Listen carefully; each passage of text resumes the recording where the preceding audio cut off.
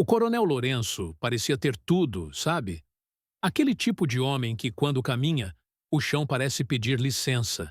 Poder, uma riqueza que não acabava mais e um filho que, aos olhos de todos, era o retrato da dedicação. Mas, olha, por baixo de todo aquele luxo, debaixo dos tapetes caros e das paredes de pedra da fazenda, um veneno mortal estava se espalhando. E o pior, o mais doloroso de se pensar, é que quem estava preparando a dose era o próprio sangue do coronel. Ou pelo menos era o que o velho pensava. Olá, meu amigo e minha amiga, eu sou Bruno Henrique, narrador do Além da Escravidão. E hoje te convido mais uma vez a essa viagem emocionante para o passado. Mas antes de continuarmos, se inscreva no canal, deixe seu like e me diga nos comentários de onde está nos ouvindo. Eu adoro ler os comentários de cada um de vocês. Prepare-se, porque a emoção começa agora. Ninguém jamais soube, ninguém nunca desconfiou, mas a Isabel. A Isabel viu. Ela estava lá, sabe como é? Aquela presença que ninguém nota. Ela estava limpando debaixo da cama, com o pano úmido e o corpo encolhido, quando ouviu cada palavra, cada sussurro daquele pacto de sangue.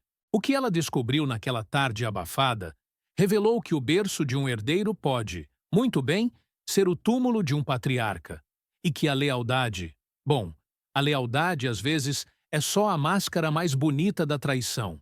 Prepare seu coração, porque essa é a história da Isabel, a mulher que se tornou a guardiã de um segredo que poderia incendiar aquela casa.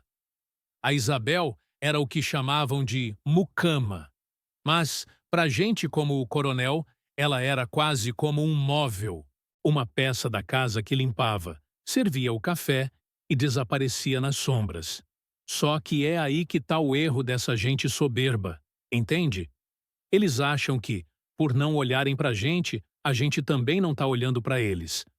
A Isabel era discreta, falava pouco, mas os olhos dela... os olhos dela eram como uma câmera que não perdia um detalhe. Ela via o tremor nas mãos da Sinhá, o jeito nervoso que o herdeiro olhava para o relógio. Ela tinha o que eu chamo de vantagem invisível. Ela ouvia os segredos que as paredes guardavam porque, para eles, ela simplesmente não existia. O coronel Lourenço, o dono de tudo aquilo, era um homem duro.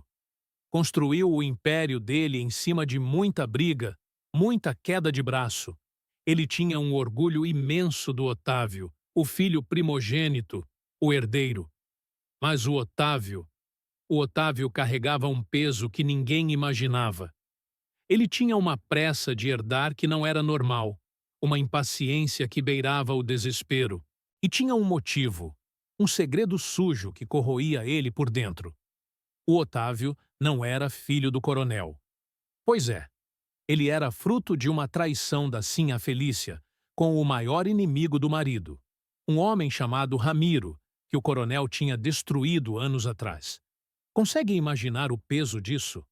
O Otávio vivia com medo. Medo de que o velho descobrisse a verdade e chutasse ele daquela vida de príncipe. E a dona Felícia, a mãe, bem, ela era o gelo em pessoa. Uma mulher fria, calculista, que só pensava em status. Ela não amava o filho de um jeito puro, não. Era um amor distorcido pelo medo da desonra. Se o segredo saísse, ela perdia tudo. A posição, o nome, o conforto. Então, para eles, o coronel não era mais um marido ou um pai. Ele era um obstáculo. Uma bomba relógio que precisava ser desativada antes de explodir. Naquela casa, o silêncio era pesado. O cheiro de café fresco se misturava com o cheiro de mofo das mentiras antigas. O coronel já não era mais aquele carvalho de antigamente. Ele estava ficando mais lento, a memória falhando um pouco. E o Otávio, em vez de cuidar, ele rondava o pai como um urubu espera o bicho cair. Isabel via tudo. Ela via o jeito que a dona Felícia olhava para o marido, com um desprezo que ela tentava esconder atrás de um sorriso falso. Era uma paz antes da tempestade, sabe? Aquela calmaria estranha, que faz a pele da gente arrepiar porque a gente sabe que algo terrível está vindo por aí. A Isabel sentia o perigo no ar. Ela sabia que a rotina daquela família era uma peça de teatro. O coronel, sentado na cabeceira, mandando em tudo, sem saber que o próprio filho estava contando os dias para ver ele dentro de um caixão. E o Otávio, sempre ali, fingindo obediência, mas com os olhos brilhando de ganância. Era uma tensão que não dava para explicar. Só quem estava lá dentro, nas sombras como a Isabel, conseguia sentir o cheiro do medo e da ambição. O palco estava montado. E o primeiro ato de uma tragédia estava prestes a começar, bem ali, no silêncio de um quarto de dormir. Tudo aconteceu numa tarde de terça-feira, daquelas que o mormaço parece que vai derreter as paredes de barro da fazenda. O sol estava castigando, sabe? Aquele calor que faz a gente sentir o peso do corpo. A Isabel estava ali, no quarto principal, fazendo o que sempre fazia, limpando o que ninguém queria limpar. Ela estava de joelhos, o pano úmido na mão, o cheiro de cera de abelha subindo pelo nariz, e ela se abaixou. Sabe quando você precisa alcançar aquele cantinho lá no fundo, debaixo da cama de jacarandá, onde a poeira gosta de se esconder? Pois é, foi ali que o mundo dela virou de cabeça para baixo. Ela estava lá embaixo, esticando o braço, quando ouviu o barulho da porta. Não era um barulho comum, era uma entrada rápida, decidida, e logo depois, o som de botas pesadas e o roçar de um vestido de seda. Isabel congelou. O coração dela... Olha, eu imagino que o coração daquela mulher deve ter batido tão forte que ela teve medo dos patrões ouvirem através do colchão. Eram eles, o Otávio e a dona Felícia. No começo, a Isabel pensou que eles iam só conversar sobre as contas da fazenda ou sobre o estado de saúde do coronel, que já não estava nada bem. Mas aí o tom de voz mudou. O Otávio estava impaciente. A voz dele estava carregada de um ódio que não cabia no peito. Ele disse algo que fez o sangue da Isabel gelar. Ele disse: "Eu não aguento mais esperar, minha mãe. O velho parece que tem 7 vidas. Cada dia que passa é um risco para nós. Dá para acreditar nisso? Um filho falando assim do pai?" Mas o choque maior veio logo em seguida. A dona Felícia, com aquela voz fria, aquela voz que parecia uma lâmina de gelo, respondeu: "Cala a boca, Otávio. Se alguém ouve uma coisa dessas, a gente tá perdido. Você sabe que ele não é seu pai de sangue, mas ele é o dono de tudo o que você quer. Se o Lourenço descobrir que você é filho do Ramiro, aquele miserável que ele destruiu, ele não vai só te deserdar. Ele vai acabar com a nossa raça." A Isabel, lá embaixo, sentiu o chão sumir. O Ramiro? O inimigo jurado do coronel? Então o herdeiro, o orgulho da família, era, na verdade, o fruto de uma traição com o homem que o coronel mais odiava no mundo. O segredo era tão grande, tão pesado, que parecia que o teto do quarto ia desabar. Mas eles não pararam por aí. O plano era muito mais sinistro. O Otávio começou a falar de uns frascos. Ele disse que estava trocando o tônico que o médico receitou para o coronel por uma mistura que ele mesmo estava preparando. Coisa pouca, sabe? Uma dosezinha por dia. Nada que matasse na hora, porque isso chamaria a atenção. Eles queriam que parecesse que o coronel estava definhando, que a mente dele estava indo embora, que o coração estava cansando. Eles estavam matando o homem aos pouquinhos, na frente de todo mundo, e chamando isso de cuidado. Você consegue imaginar o peso desse segredo? A Isabel estava ali, a poucos centímetros dos pés dos assassinos, ouvindo como eles iam tirar a vida de um homem que, apesar de duro, confiava neles. O medo dela, o pavor, era algo que não dá nem para descrever. Se ela espirrasse, se ela fizesse um barulho com o pano, ela estava morta. Eles não iam deixar uma testemunha daquelas viva. Antes de eu te contar o que a Isabel decidiu fazer, eu queria te perguntar uma coisa. O que você faria no lugar dela? Você teria coragem de enfrentar patrões tão poderosos ou ficaria em silêncio para salvar a própria pele? Deixa aqui nos comentários, porque eu quero saber se você também sente essa indignação que eu estou sentindo agora. Pois bem, a Isabel esperou. Ela esperou eles saírem do quarto, cada minuto parecendo uma eternidade. Quando ela finalmente saiu debaixo daquela cama, ela não era mais a mesma mulher. O medo estava lá, claro, mas tinha nascido uma coisa nova, uma necessidade de justiça. Ela olhou para as mãos dela, sujas de poeira, e percebeu que agora ela tinha o destino daquela família nas palmas das mãos. A escolha dela não foi fácil. Ela pensou em fugir, pensou em contar para o coronel na mesma hora. Mas quem ia acreditar nela? Uma mucama contra a palavra da sinhá e do herdeiro? Ela seria açoitada ou coisa pior. Então, ela decidiu ser mais esperta. Ela decidiu jogar o jogo deles, mas nas sombras. Ela começou a observar. Cada vez que o Otávio entrava no quarto do pai, ela estava por perto, fingindo que estava polindo uma prataria ou arrumando uma cortina. Ela viu, com os próprios olhos, o momento em que ele trocou o frasco azul de cima da cômoda. O coronel, coitado, tomava aquilo achando que era a salvação dele, mas era o próprio fim. A Isabel então fez algo muito perigoso.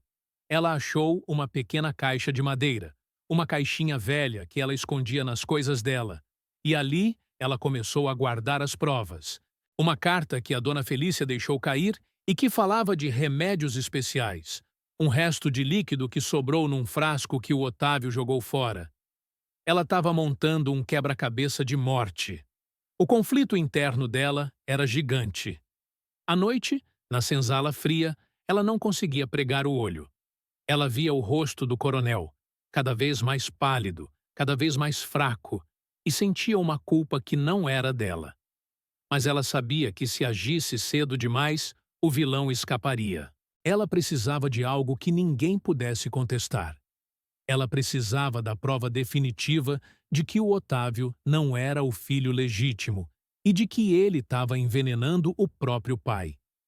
Foi nessa época que ela começou a notar que o coronel, mesmo debilitado, não era bobo. Às vezes, ele olhava para o Otávio com uma desconfiança que brilhava no fundo dos olhos cansados. Parecia que o instinto dele estava tentando avisar que o inimigo estava dormindo no quarto ao lado. E a Isabel ali, no meio desse fogo cruzado, sendo a única pessoa no mundo que sabia de toda a verdade. Ela decidiu que ia esperar o momento certo, o momento em que a arrogância deles fosse tão grande que eles cometessem um erro fatal. O segredo central da trama estava ali, guardado naquela caixinha de madeira debaixo do colchão da Isabel. O nascimento de uma heroína silenciosa que ia lutar contra o mal, usando a única arma que ela tinha, a verdade que ninguém queria ouvir. O tempo. O tempo é uma coisa engraçada, né? Às vezes ele voa, mas quando a gente carrega um segredo que queima por dentro, ele parece que vira um pântano. A gente tenta caminhar, mas os pés afundam. 30 anos. Você consegue imaginar o que é viver 30 anos olhando para um filho e vendo o rosto do seu maior inimigo? Pois é. Era isso que a dona Felícia fazia. 30 anos de uma mentira que foi crescendo, criando raízes, até virar essa árvore venenosa que agora estava dando frutos. O Otávio, ele não era só um filho ingrato. Ele era o próprio castigo que o destino mandou para aquela casa. Os meses foram passando depois daquela tarde debaixo da cama. E a fazenda? Olha, a fazenda parecia que estava de luto antes mesmo de alguém morrer. O ar era pesado. O coronel Lourenço, aquele homem que antes gritava e o mundo tremia, agora era uma sombra. Ele passava os dias sentado naquela poltrona de couro, olhando para o nada. A pele dele, sabe quando a fruta vai murchando e perdendo a cor? Tava assim, meio amarelada, meio sem vida. E o tônico? Ah, o tônico. Aquele frasco azul que o Otávio trazia com tanto carinho. A Isabel via a cena todo santo dia. O Otávio entrava no quarto, com aquele sorriso que não chegava nos olhos. Um sorriso de plástico, sabe? E dizia: "Toma, papai, o senhor precisa de forças." E o coronel, coitado, com a mão tremendo, tomava aquele veneno achando que era a salvação. A Isabel ficava ali por perto, limpando um móvel que já estava limpo, só para observar. Ela via o jeito que o Otávio olhava para o frasco depois que o pai bebia. Era um olhar de quem está contando os minutos para o relógio parar. Mas o segredo da Isabel também estava crescendo. Debaixo do colchão dela, naquela caixinha de madeira que eu te falei, as provas estavam se acumulando. Ela conseguiu um resto do líquido de um frasco que o Otávio jogou fora no mato. Ela guardou uma carta que a dona Felícia escreveu para o filho, falando sobre acelerar o processo porque o velho estava começando a falar demais. E o medo dela, gente? O pavor. Era algo que, olha, tinha noite que ela não conseguia nem respirar direito. Ela pensava: se eles descobrirem que eu sei, se eles virem essa caixa. Ela sabia que a vida dela não valia nada para aquela gente. Ela era só a mucama, uma peça descartável. E aí aconteceu aquela cena que quase pôs tudo a perder. Foi num final de tarde. O sol já estava se escondendo atrás do cafezal, deixando tudo num tom de sangue. A Isabel estava no escritório do coronel, polindo as estantes de livros. O velho tinha pegado no sono na poltrona, com a cabeça caída para o lado. De repente, a porta abriu com um estrondo. Era o Otávio. Ele estava furioso, com o rosto vermelho, segurando um papel na mão. Ele não viu a Isabel, que estava num canto escuro, atrás de uma cortina pesada. O Otávio foi direto para a mesa do pai e começou a revirar as gavetas. Ele jogava os papéis para o alto, resmungando: "Onde é que ele guardou? Onde está essa droga de testamento?" O coronel deu um gemido no sono, se mexeu e a Isabel... Meu Deus! A Isabel sentiu o suor escorrer pelas costas.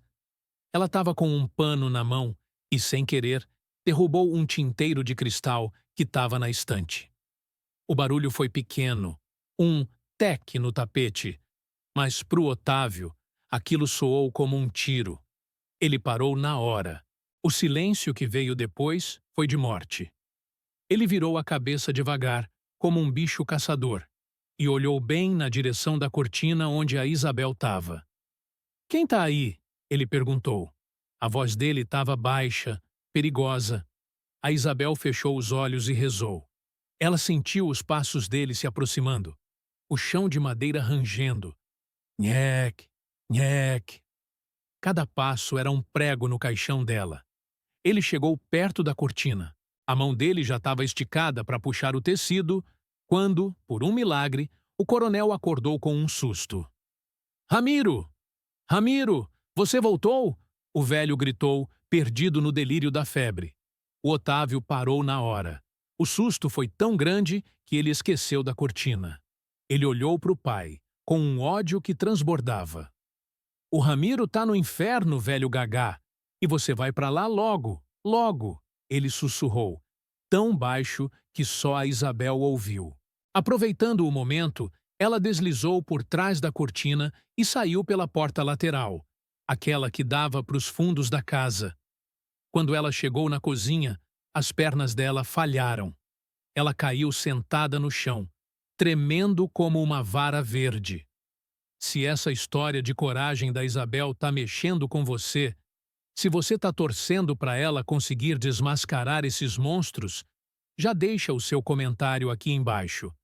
Você acha que ela devia ter contado tudo ali mesmo ou fez certo em fugir? O tempo continuou passando e a tensão só aumentava. O coronel começou a ter momentos de lucidez que assustavam o Otávio. Num desses momentos, ele chamou o advogado da família. Ele disse que queria mudar o testamento. Ele sentia que algo estava errado. Ele dizia que o Otávio não tinha o brio dos Lourenço, que tinha uma fraqueza de caráter, que ele não entendia de onde vinha. Mal sabia ele que vinha do sangue do inimigo.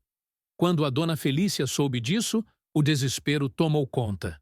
Ela e o filho se trancaram no quarto, e a Isabel, mais uma vez, estava lá.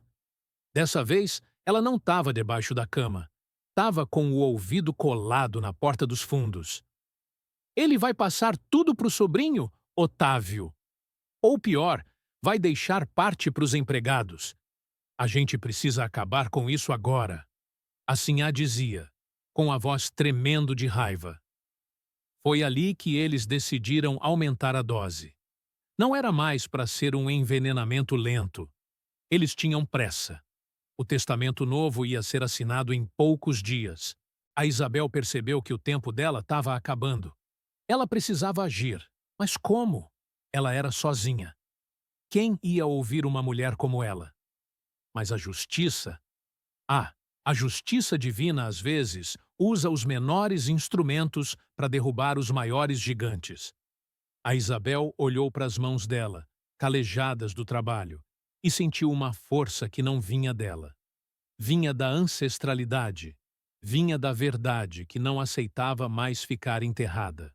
O palco para o confronto final estava sendo montado, e o cheiro de tragédia estava cada vez mais forte naquela casa grande. O dia do velório do coronel Lourenço foi um dos dias mais estranhos que aquela região já viu. O céu estava carregado, uma cor de chumbo que parecia que ia desabar a qualquer momento, mas a chuva não vinha. Ficava só aquele abafado, aquele cheiro de terra seca esperando o castigo. Na casa grande, o silêncio era cortante. O coronel estava lá, deitado naquele caixão de madeira nobre, parecendo finalmente em paz, mas a paz dele era a única que existia ali. Porque o resto? O resto era pura encenação. Eu vi o Otávio. Ele estava com um lenço branco na mão, secando uns olhos que não tinham uma lágrima sequer. Ele fazia aquele papel de filho devastado, sabe? Recebia os pêsames, apertava a mão dos vizinhos, mas se você olhasse bem, se você olhasse no fundo da pupila dele, tinha um brilho de vitória. Ele achava que tinha conseguido. O plano do envenenamento lento, as doses no tônico, as manipulações, para ele, tudo tinha saído perfeito. Velhice, disse o médico. Coração cansado, disse a vizinhança. Mal sabiam eles que o coração do coronel não cansou sozinho. Ele foi empurrado para o abismo. E a dona Felícia? Aquela mulher parecia uma estátua de gelo vestida de preto. Ela não chorava. Ela não falava. Ela só vigiava. O olhar dela pulava de rosto em rosto, tentando medir se alguém desconfiava de alguma coisa. Mas quem ia desconfiar da viúva e do herdeiro? Ninguém. Quer dizer, ninguém, exceto a Isabel. A Isabel passou o velório todo nas sombras. Ela servia o café, recolhia as xícaras, mas a mão dela não tremia. Ela estava com uma calma que chegava a dar medo. Ela sabia que o jogo ainda não tinha acabado. Ela tinha a caixinha de madeira dela, guardada como se fosse o tesouro mais precioso do mundo. E ela estava esperando. Esperando o momento em que a ganância deles ia se sentar à mesa para cobrar a fatura. 3 dias depois, veio o momento, a leitura do testamento. A biblioteca da fazenda estava cheia. Tinha o advogado da família, um homem sério, de óculos na ponta do nariz. Tinha uns parentes distantes que apareceram do nada, como urubus atrás de carniça. E tinha, claro, o Otávio e a dona Felícia, sentados na primeira fila, prontos para receber o prêmio pelo crime que cometeram. O cheiro de papel velho e cera de assoalho estava forte. O advogado pigarreou, abriu o envelope lacrado e começou a ler. A voz dele era monótona, falando de terras, de cabeças de gado, de ações no banco. O Otávio estava quase babando de ansiedade. Ele já se sentia o dono do mundo. Mas aí, quando o advogado chegou na parte que falava "E para o meu filho e único herdeiro", Otávio, a porta da biblioteca se abriu devagar. Não foi um estrondo. Foi um movimento suave. A Isabel entrou carregando uma bandeja com copos de água. O Otávio olhou para ela com um desprezo. Saia daqui, sua idiota! Não vê que estamos numa reunião importante? Ele rosnou. Mas a Isabel não saiu. Ela caminhou até a mesa do advogado, colocou a bandeja de lado e, com uma mão firme, colocou a caixinha de madeira em cima do testamento. O silêncio que se seguiu. Olha, você conseguia ouvir a respiração ofegante da dona Felícia. O que é isso, Isabel? O advogado perguntou confuso. A Isabel olhou bem nos olhos do Otávio. Foi a primeira vez que ela realmente olhou para ele sem baixar a cabeça. Isso aqui é a verdade que o coronel não teve tempo de contar, ela disse. A voz dela era baixa, mas parecia um trovão naquela sala. Ela abriu a caixa.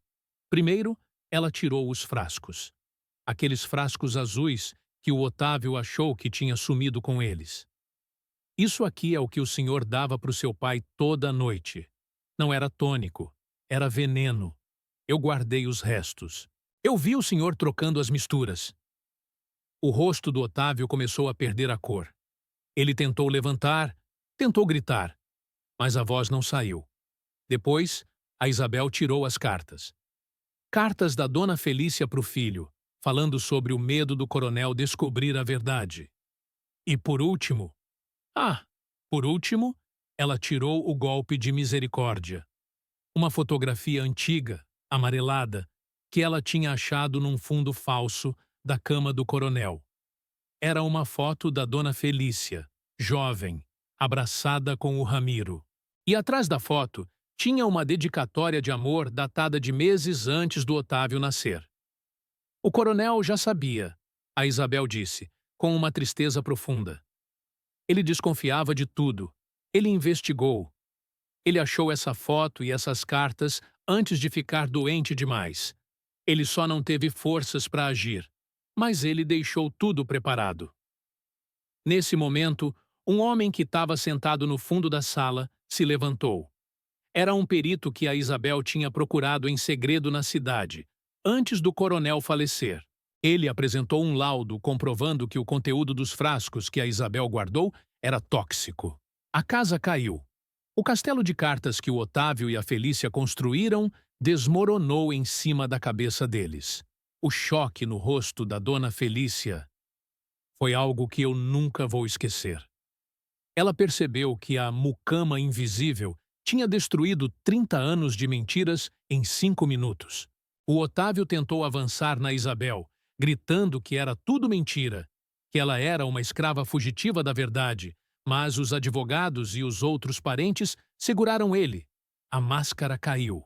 O herdeiro não era herdeiro, era um bastardo e um assassino. E a Sinhá? A Sinhá era uma traidora que tinha matado o homem que lhe deu tudo. A catarse foi total. A justiça, aquela que tarda mas não falha, tinha finalmente chegado para cobrar a conta, e o preço ia ser alto. Muito alto. Depois que o silêncio finalmente se instalou naquela biblioteca, a sensação era de que um feitiço de 30 anos tinha sido quebrado. O Otávio... Bom, o Otávio não saiu dali como o novo dono daquelas terras. Ele saiu escoltado, com a cabeça baixa e os punhos cerrados, mas não era de poder, era de uma vergonha que não ia passar nunca. Ele foi deserdado ali mesmo, na frente de todo mundo. O nome dele foi riscado da história daquela família como se fosse uma mancha de café num lençol branco. Sem dinheiro, sem o sobrenome que ele tanto usou para humilhar os outros, e principalmente sem a dignidade. Dizem que ele terminou os dias vivendo de favores, longe dali, sendo assombrado pelo fantasma de um pai que ele nunca amou e de um pai biológico que ele nunca conheceu. É o destino, né? Quem planta veneno não pode esperar colher doçura. E a dona Felícia? A Sinhá. O castigo dela foi, talvez, pior do que a prisão. Ela, que sempre viveu pelas aparências, que sempre colocou o status acima de qualquer rastro de humanidade, viu sua reputação virar cinzas. A sociedade da época, que ela tanto prezava, fechou as portas na cara dela. ela se tornou um sussurro maldito nas rodas de conversa. Passou o resto dos seus dias trancada num quartinho nos fundos de uma casa de parentes, vivendo da caridade de quem ela antes desprezava. Morreu sozinha, cercada pelo silêncio que ela mesma ajudou a construir. É aquela coisa, sabe? A mentira é uma casa de palha. No primeiro sopro da verdade, tudo voa pelos ares. Mas e a Isabel? Você deve estar se perguntando o que aconteceu com a mulher que teve a coragem de enfrentar os gigantes. O coronel Lourenço, naquele último lampejo de lucidez, tinha sido mais esperto do que todos imaginavam. No testamento que ele reescreveu em segredo, ele deixou uma cláusula que ninguém esperava. Ele não só reconheceu a lealdade da Isabel, como deixou para ela e para os outros empregados mais antigos uma parte considerável da fortuna e a liberdade garantida por lei e por ouro. Isabel não precisava mais ser invisível. Ela comprou uma terrinha longe dali, onde o cheiro do café era só cheiro de café, e não de medo. Ela viveu o resto da vida sendo chamada pelo nome, com a cabeça erguida, contando para os netos que a maior arma que uma pessoa pode ter não é um chicote ou um canhão. É o ouvido atento e a coragem de falar quando todos querem que você se cale. Essa história me faz pensar muito sobre a justiça do destino. Às vezes, a gente acha que quem está por cima, com o chicote na mão e o dinheiro no bolso, é quem manda no mundo. Mas a verdade é que o mundo gira. E gira devagar, mas não para. A força da Isabel não veio de armas.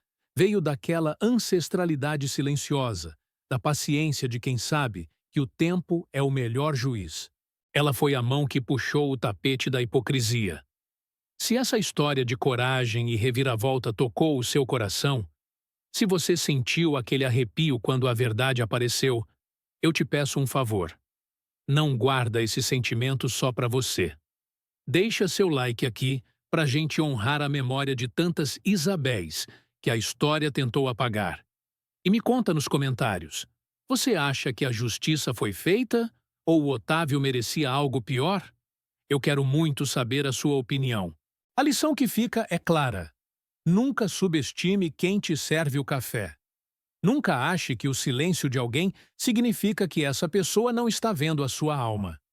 A verdade pode demorar, pode ficar escondida debaixo de uma cama por décadas, mas quando ela decide sair, não tem parede de pedra que segure. Compartilha essa história com alguém que precisa acreditar que a justiça, mesmo que demore, sempre encontra o caminho de casa. Eu sou o Bruno Henrique, e essa foi mais uma história para a gente nunca esquecer quem realmente somos. Até a próxima.